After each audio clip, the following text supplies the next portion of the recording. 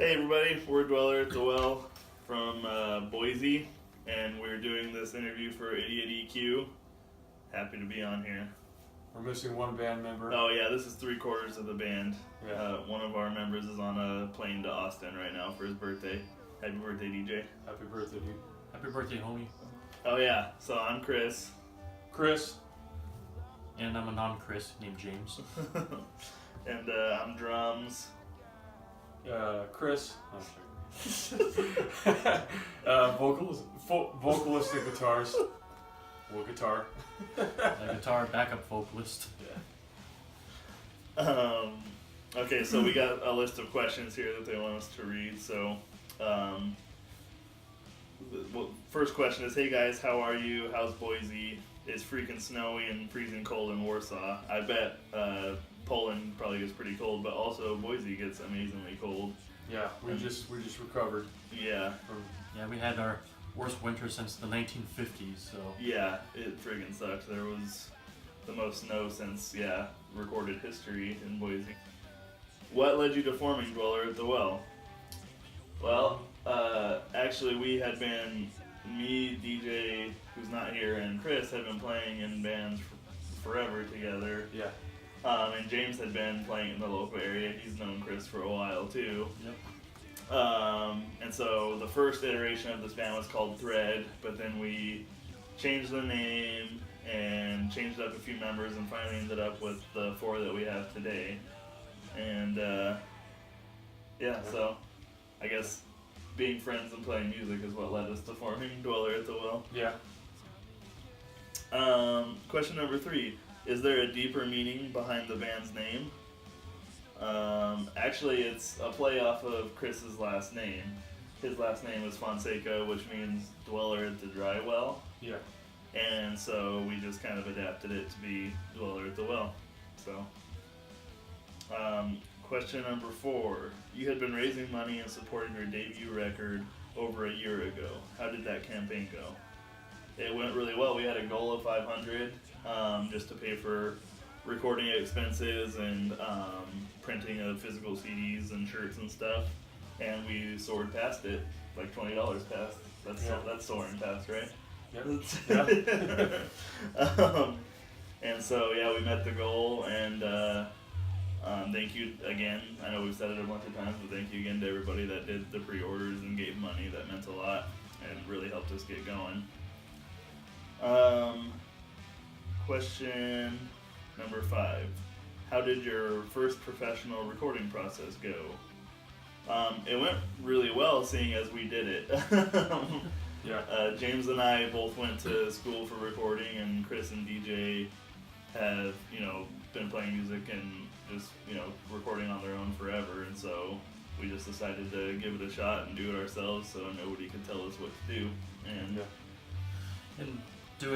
doing this and not having someone tell us what to do presented some of its challenges. Like, I kept second guessing everything since we didn't have to, as we're self-produced, I'm not having to pay myself hourly to make decisions. So.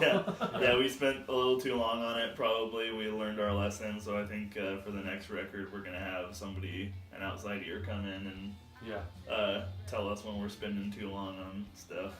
But so question number 6: how did you release your debut tracks, and where can we get them? That's easy. You can get them on Spotify if you have Spotify, or iTunes. You can buy the whole album on iTunes, and you can also message us on the Dweller Facebook page, which is facebook.com/DwellerBand if you would like a physical copy, and we'll ship you one. Question number 7. Alright, so how about your current works? How are the new tracks, and what's changed compared to your previous writing and recording sessions? Well, we're kind of going with a different concept, aren't we? Well, different.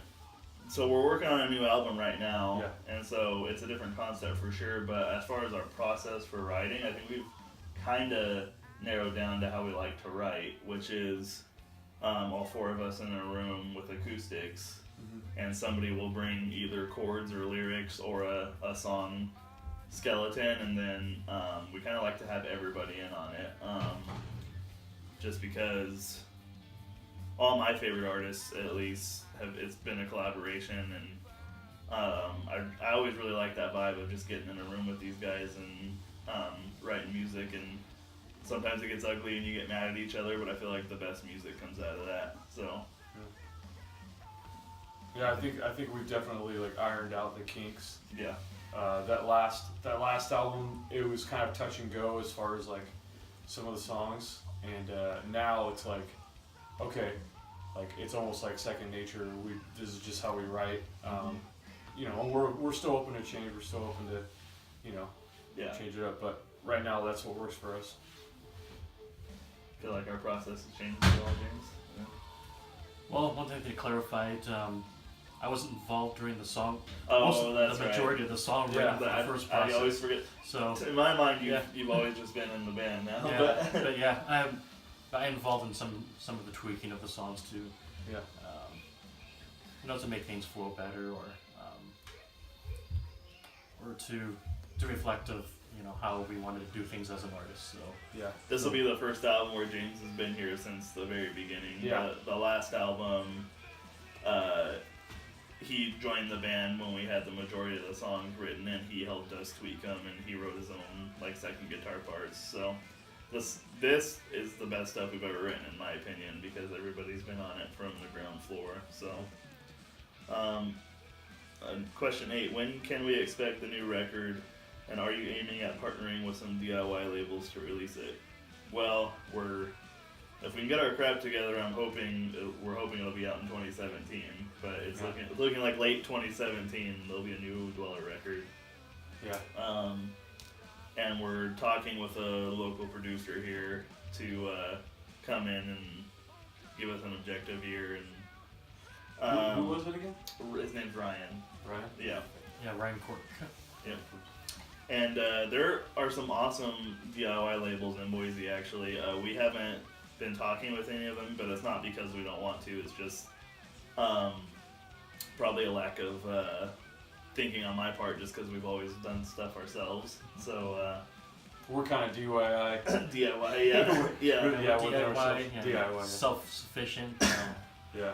Also, it's probably a little too early in the game for us to be thinking about some of that. So we're focusing on the songwriting and maybe a little bit about how to go about some of the pre-production and production. So. Yep.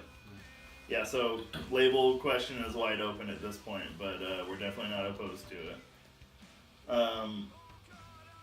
Question 9: how about taking it on the road? Any plans to arrange some touring? And the answer to that is easy. Yes, we have 4 dates already booked for this summer for a Northwest tour, and I'm working on some more. And like I said, we just bought a trailer. We've already done getting texts. We've already done 2 out of town shows. 1 or just 1? I think just 1. Oh, just 1, and then we had another show that we were supposed to play, and it fell through, and our tire went flat on our trailer, and we had to change it, and that was a good night. Lastly, could you tell us about some of the most exciting artists from your area you've discovered recently? That is actually really hard because Boise has an awesome music scene. This is where Tree Fort Music Fest is located. And so there's just a ton. Like our good friends are in a band called Overcast. I think you actually did an interview with them. So you can find that on IDIOTEQ. And I like Golder Strange. Golder Strange is awesome. Young Planetary, love Trevor. Golder Strange is like a 2-piece band, and both of the guys sing, so it's like 4 instruments at the same time. Yeah, it's got a unique sound. Yeah. I'm sure a lot of our friends have bands, so it's I'm trying not to leave anybody out, but at the same time, it's like there's so many. Phoenix Reborn is my bro. Oh yeah, he's a hip hop artist, so completely out of our genre, but just still like solid music. He's a good musician. When you can't be in Boise and not mention bands like Built to Spill, and there's a slightly newer band called Marshall Pool. They're doing good stuff, and there's just so many bands, and not all those bands are in our genre, but we're happy to like share the area with them. It's a really good music scene here. Okay, last question. Sorry, I'm reading it. I should have. Can you give us a hint of what's in store over the next couple months, both band-wise and in general? What do you expect from 2017? So like we said, we have a summer tour already planned. Definitely are going to be trying to get you guys a new album in 2017. And overall, just we've been on a nice upward trajectory. Like our numbers keep increasing every month, and people are, from what we hear, are liking the album. So we hope to just keep that momentum going, and hopefully by 2017, 2018, you'll be hearing a lot more from us. So I want to say thanks so much to IDIOTEQ and Carol for giving us this interview. And once again, we're Dweller at the Well, and see you guys later. Bye.